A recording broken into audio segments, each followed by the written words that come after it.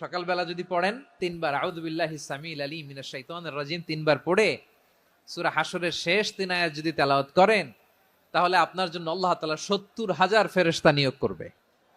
সারা দিন তারা আপনার জন্য মাগফিরাতের দোয়া করবে।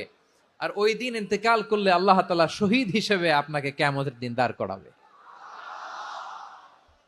আবার সন্ধ্যাবেলায় যদি পড়েন, সারা রাতের জন্য 70,000 ফেরেশতা মাগফিরাতের দোয়া করবে। ওই রাতে মারা গেলে শাহাদাতের মৃত্যু নসিব হয়ে যাবে। আযকারুস সাবাহি ওয়াল মাসা, সকাল সন্ধ্যার যে জিকির, এই জিকিরের অন্তর্ভুক্ত করে নেবেন এই ওয়াজিফাটা। যে হাদিসটা বর্ণনা করলাম সুনানে তিরমিজির হাদিস, যদিও হাদিসটা সনদের দিক থেকে দাঈফ, কিন্তু মুহাদ্দিসিন ইকরাম বলেছেন যেহেতু এটা ফাজাইলুল আমালের হাদিস, এটা পড়ার ক্ষেত্রে কোনো নিষেধাজ্ঞা নাই, এটা পড়া যাবে। সো সকাল সন্ধ্যা যদি সুযোগ হয় এই ওয়াজিফাটা যেন আমরা পড়ি।